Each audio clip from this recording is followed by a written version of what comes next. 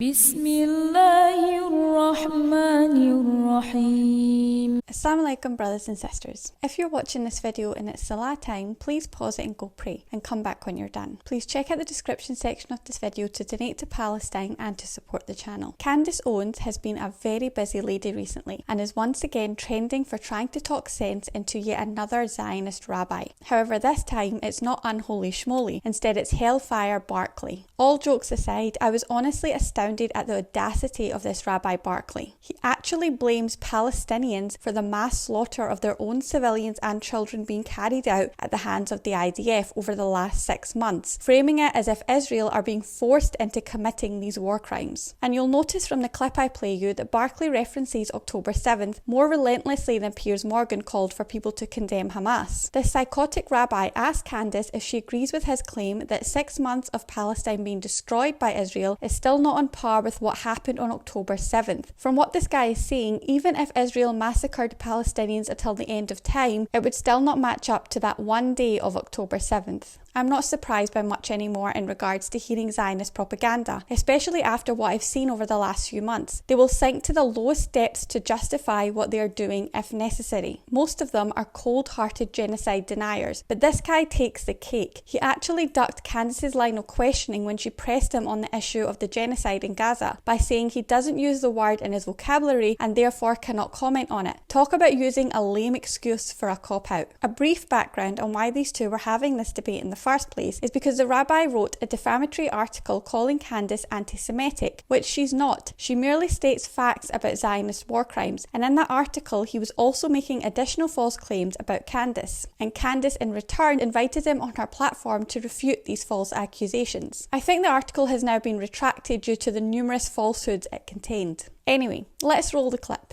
Do you think it is sad when an innocent Palestinian child dies? Candace, I cry every day. And it's not just for Israel. And this is one of the things you clearly do not understand. The same way most don't, who are anti-Semites, who don't get it. I cry for what's going on in Israel. I cry just as much for what we are forced to do. Golda Meir had a great quote. She said that one day we may be able to forgive them for killing Israeli children. We will never be able to forgive them for making us kill their children. So what about my statement of saying that I also cry for Palestinian children is wrong to you if you also admit it is sad when Palestinian children die? It's painful, but it is not in any way, shape, or form morally equivalent to October 7th.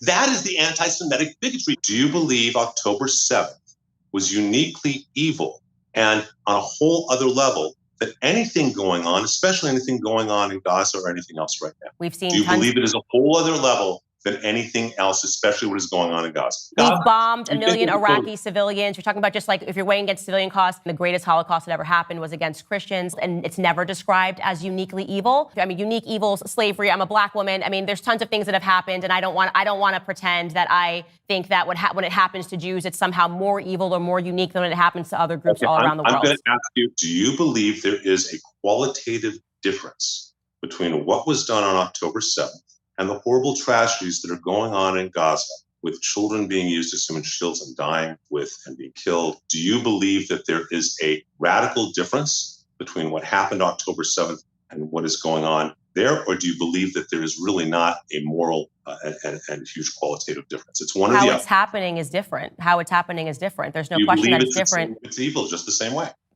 Children, innocent children dying. If the consequence of children is dying, of course, it is an evil thing for innocent children to be dying. It's always an evil, and I again say this as a Christian, it is always an evil when innocent children are killed. Always an evil. So do you believe that October 7th is more evil than what's happening? Do you believe there's a greater depth of evil in what happened October 7th than any of the tragedies that are happening in Gaza? But I want to toss this to you. Sure. One of the things that was also radically misinterpreted, actually, I was talking about Brian Mast's in his language when he said, there's no such thing as an innocent Palestinian life. I thought that was horrifically genocidal to say that. And that has been a huge conflict of whether or not what's happening is genocidal or if it's not genocidal. And something that I don't think that we have a clear definition on is genocide.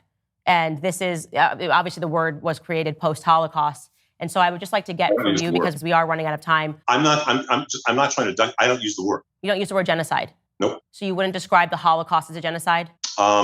I would describe it in other ways. It's just not the language I use. So for me to say that this is a definition would be arrogant and inappropriate, because but what percentage of a certain group of people have to die that would constitute a genocide? Because I think that's part of it. It's a back forth where it's like, listen, if we can just say X amount of people, percentage of people dying of the same ethnic group. Candace, you don't, I'm telling you point blank, you're asking me to define a term that I don't go around utilizing. I don't, you're saying, define this. And what I'm saying is, I don't use that term. I am asking you a very simple question, which you have avoided a yes or no on. I haven't avoided a yes or no on anything. I've been answering you this entire time. What happened on October 7th to me was so horrific and was so evil. Because there was no military target. You were just targeting civilians, and civilians are innocent, right? And so for you to then tell me, is it more or less evil when now innocent civilians, what is the number at? Can you tell me what the number is at of Palestinian children? No, I can't, because the Hamas stories aren't. I know, but I'm asking you. I'm not asking Hamas. I'm asking you. I believe that what happened on October 7th is a uniquely dark form of evil on a whole other level, in every way, shape, or form of evil than anything that is happening in Gaza. Do you agree with my statement or disagree? I'm looking at the cost of life. This is how I analyze things. You can't agree. You're not going to agree with me. I am uncomfortable with the amount of innocent life that is lost right now in Gaza. Because part of it feels like you want me to weigh, like, is Jewish innocent life worth more than Palestinian innocent life? And I'm not comfortable with that.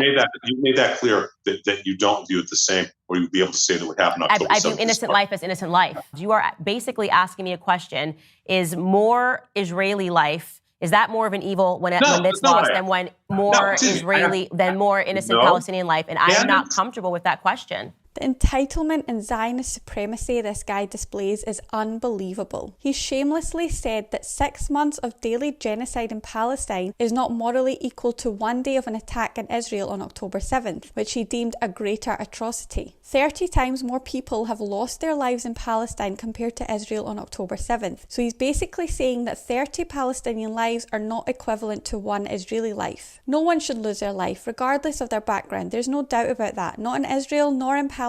But making the discriminatory claim that the lost lives of over 30,000 Palestinians are less important than the lost lives of around 1,000 Israelis is blatant bigotry and disregard for a group of people based on their ethnicity, nationality, and religion. Candace correctly swatted away the rabbi's victim card when he tried to say the people that suffered tragedy on October 7th are uniquely oppressed because they share his background. Candace presented examples of oppression such as the African slave trade, America eliminating 1 million Iraqi civilians, the atrocities Christians have suffered in the past, as well as what's going on in Palestine today. All as horrible events throughout history, and stated none of them were uniquely evil, but instead that they are equally evil occurrences that should not be connected to ethnicity or religion in order to be favoured more than another. This guy actually said that after Zionists wipe out children in Palestine, they will turn around one day and say to the Palestinians, "We do not forgive you for forcing us to exterminate your children." Is that not the most insane, pompous and reptilian thing you have ever heard? How about you just stop the genocide, apartheid and ethnic cleansing? Enough is enough. The minds of Zionists are truly dark places. They genuinely see Palestinians as subhuman. This guy's arrogant and self-important language and brazen attitude are clear evidence of prejudice at its worst. When Candace brought up the genocidal nature of what Israel is doing, the rabbi simply denied the word genocide. That is when you know someone is lying through their teeth, when they are unable to even come up with a sound argument to debate a point and instead deny the existence of a word in the English vocabulary. The truth is, Rabbi Barclay, you are a genocide-denying maniac that is justifying war crimes against innocent civilians and children. I'll answer your question, Rabbi Barclay. 6 months of genocide is not morally equivalent to October 7th. It's much worse. And believing that is not anti-Semitic, as it has nothing to do with religion or ethnicity, and has everything to do with human life. No Israelis should have lost their lives on October 7th, and no Palestinians should have lost their lives every day for the last 164 days in a row. But basic maths tells anyone with common sense that the equation that results in more loss of life is the one that is worse than the other.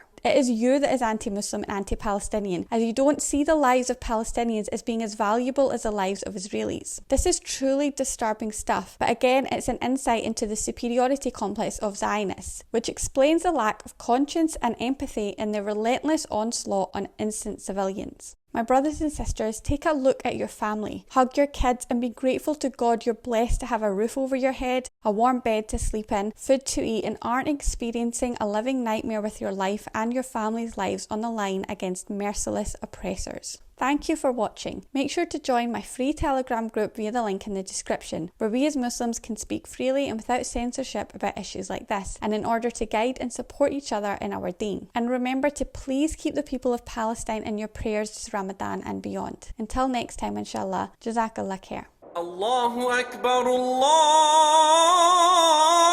Akbar, Allah.